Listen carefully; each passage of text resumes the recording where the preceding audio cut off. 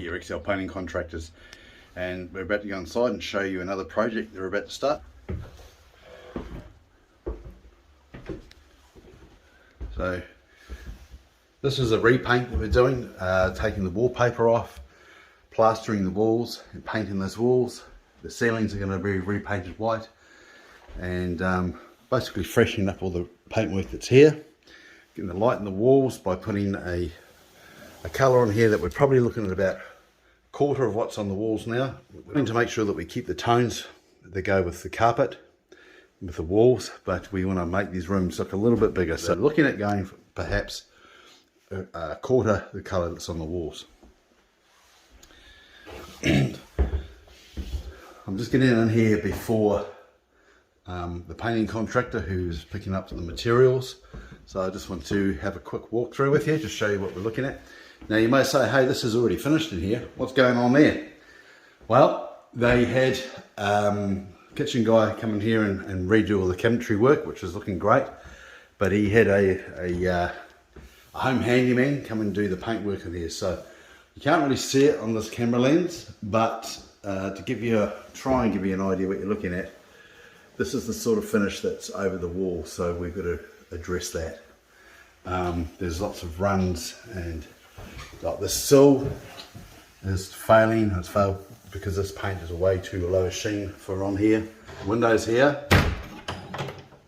need to be sanded properly, because there's no reason that's done that is it was painted. Believe it or not, they painted them closed. So these frames, as you can see, we're looking at runs, bits and pieces, pretty averagely. I mean, having put paint into the corner, it's sort of just half-heartedly done that. So we'll address that. Beautiful ceilings are going to be repainted. There's a bit of work in them, but they've got what they call crazy cracking that's happened. So we've got to, well, you can't really tell. I'll see if we can bring this up. There we go. So shaky. We're going to address that. There's a repair to do on the frame. You can see there. Kind of cheating, because I've already been in here and walked through the house and documented everything, made sure that all the glass that we're addressing is in good condition. Now, they've had a painter that's on the outside of this house, and again, I don't know if he can show you, but so this is the sort of thing we want to make sure that we're not being taking responsibility for. The scratch through here is on the outside of the glass. When they painted the outside, and they used sandpaper and a scraper, and again, same, it's hard to tell, but you can kind of see the damage that's done through here. Hopefully you can see it through there. It's a scratch line, but it's on the exterior. So now here you can see the paint has come off completely. So the moisture's come down here in behind the paint work, and over time it's lifted it off. Now this is original glass. It's around 100 years old, or a little over 100 years old, with this lead based paint. This these lead lights are about 100 years old, and this is the original glass too, so it's paper thin. And you can see this is some of the, so in the, oh, you can kind of see it there. It's really hard with the camera, isn't it? But you can see when I move that around, so that little imperfection's in the glass. So in the olden days, when they used to make the glass, it was a completely different process, and so it was very thin, very easy to break. So we'll have to take particular care when they're going through and sanding those.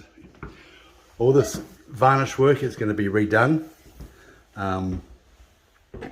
but we're not doing a lot more to it than sand it and put 2 coats over the top of it. And here in the lounge is the fireplace.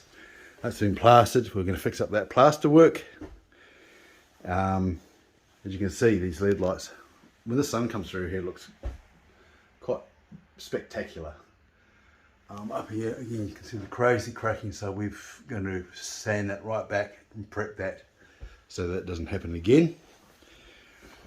So day one, we've been blessed that they're going to stay away for 7 days, so we can get as much of this done as we can of the ugly bits and pieces. Then they have to be in, they're going to come back. they might be able to stay away for a few more days for us.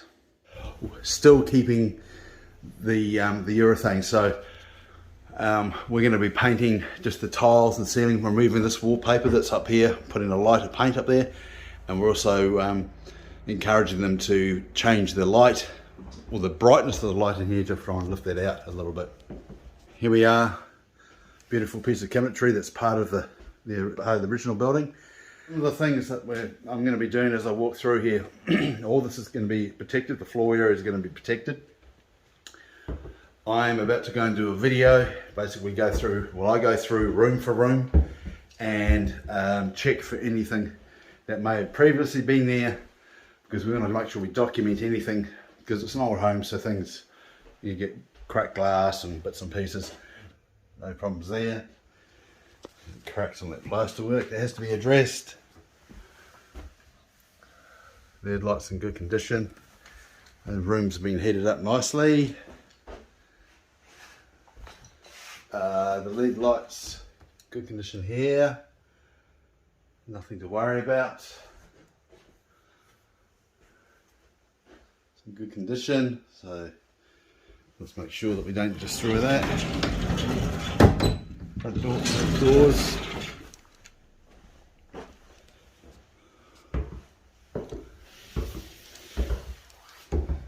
Bathroom. There's no paint spots anywhere. Ceiling has a crack in it. This door is an absolute disgrace. It needs to be redone. You can see where they put their hand on it 1,000 times. It's soap suds. Causes that. So just a quick, I'm going to turn the light on here, see if you can see it. This paint is a wall paint that should have been an acrylic enamel or an enamel, but it hasn't been. So what happens when you're using wall paint where enamel should be, or acrylic enamel, because it's designed to be able to have your hands on it and bits and pieces. And then you can see here, well hopefully you can see there, this paint here is starting to break down. So every time people go into the bathroom, they've got wet hands, they've got oil on their hands, so they've been holding that, they've come through. And kidlets, because they've got grandkids that come here, and themselves are putting the hand right here, like this, and they've been doing it over and over. Now because it's not an enamel, an acrylic enamel or oil-based enamel, it's not, it hasn't got a barrier against the oil that comes off your hands, and the result of that is that the paint is failing. That's what that causes that.